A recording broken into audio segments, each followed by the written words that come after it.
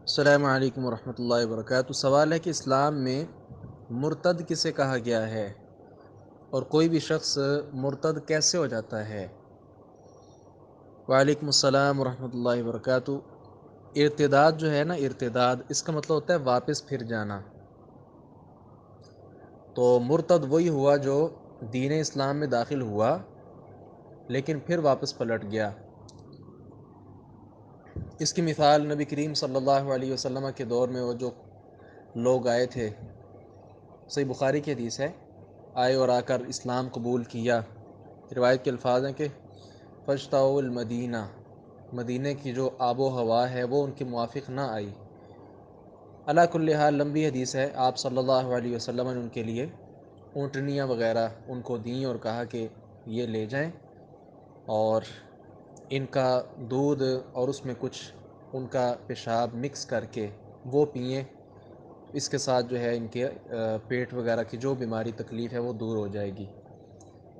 لیکن انہوں نے کیا کیا کہ ان کو لے گئے، جو آپ صلی اللہ علیہ وسلم نے چرواہے دیے ان کو قتل کر دیا بڑی بے دردی کے ساتھ، دین اسلام سے پھر گئے۔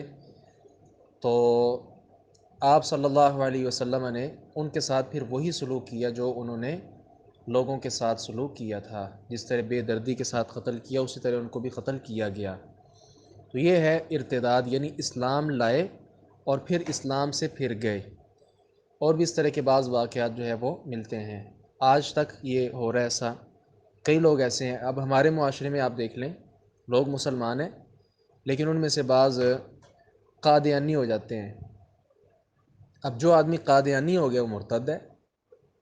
ارتداد کی سزا واضح طور پر صحیح احادیث میں قتل ہے، اس کو فوری قتل کر دیا جائے گا۔ جو آدمی بھی مرتد ہوگا اس کو قتل کر دیا جائے گا۔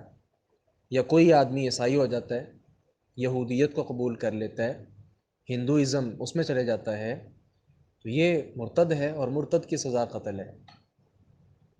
باقی یہ اختیار جو ہے قتل وغیرہ کا یہ رعایا کے پاس ہے۔ واللہ تعالی عالم۔